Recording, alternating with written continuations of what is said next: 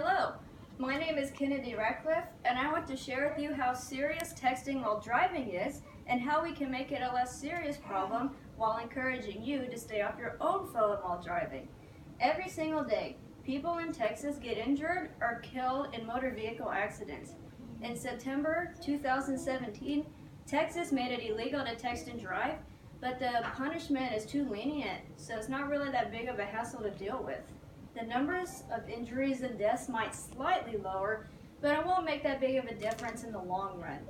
Many people will still die each year, but maybe when I tell you how serious of an issue this is, you might want to join me in supporting harsher consequences. Texas needs stricter texting and driving laws. On September 1st, 2017, Texas implemented a legal ban on distracted driving, especially texting and driving, but the punishments are not heavy enough. DMV.org states the fine for first-time offenders could reach up to $99, and for repeat offenders up to $200. If serious bodily harm, or death happens, the driver can be charged with Class A misdemeanor and spend jail time of up to 1 year and a fine of up to $4,000. I do not think that these punishments are enough. First of all, you don't even get any points on your license for that. All you have to do is pay a small amount of money. If you kill someone while texting and driving, you can only get a maximum sentence of 1 year and a maximum fine of $4,000. That's if you kill someone over something that could easily be prevented. If someone drives while intoxicated and kills someone, they can pay up a maximum fine of $10,000 and could potentially serve between 2 and 20 years. Killing someone while drunk driving is considered a felony, while texting while driving and killing someone is only considered a misdemeanor.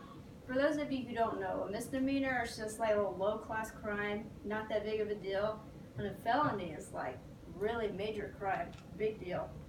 Both crimes kill people while recklessly driving, but texting and driving gets a super small punishment, while drinking and driving gets a large punishment. That is not fair. Both ways of driving are extremely dangerous, of course, but texting while driving is way more common than driving while intoxicated. People, especially teenagers, are too distracted by texting and social media to pay attention to the road. Everywhere you drive, if you look around you in the surrounding cars, you'll see many of the drivers distracted on their phones.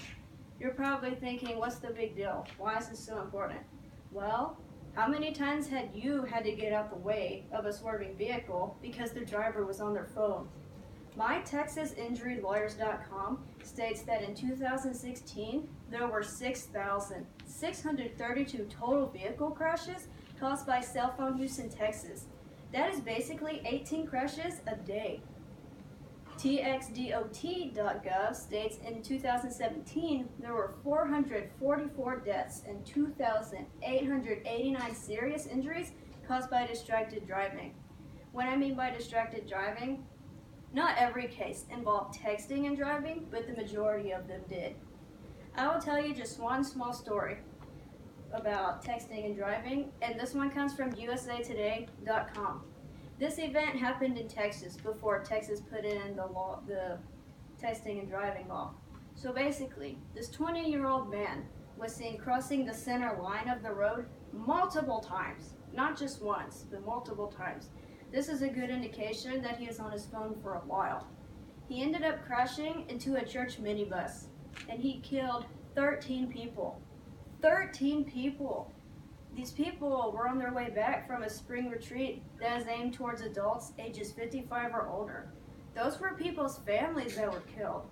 Those were people's brothers, sisters, husbands, wives, mothers, fathers, and even grandparents. One of them could have been close to you, and they were killed due to someone's recklessness. Since the driver happened to survive, he will have to live with that guilt for the rest of his life. And this is only one of the many stories that are out there. Now that I've told you the seriousness of texting and driving, I will tell you what I believe are good solutions to this problem: harsher punishments and staying off your own phone while driving. If the punishments become harsher, most people will more likely not text and drive. The fines need to be more expensive and the sentences need to be longer. The driver should also get points added to their license. Now, it's up to the government to actually revise this law, but you can help. LegalBeagle.com says citizens can propose their bill to local, state, and federal representatives and then get involved to help it become a law. In this case, it would be for a state representative since this only concerns Texas law. If you don't have the time to deal with any legal stuff, you can still support the cause by staying off your own phone while driving. I've told you my possible solutions, and now I'll tell you what could happen if we do or do not take action. If we do take action, there will be less wrecks, injuries, and deaths. If we don't take action, then people will still get injured and killed. The numbers might even rise each year because so many people just don't care. In conclusion, distracted driving, especially texting and driving, is still an important issue that we deal with in Texas. Texas may have implemented a ban on this, but it is still not enough. People will still text on their phone like it's no big deal. Because of this, many people of all ages will still get injured or killed.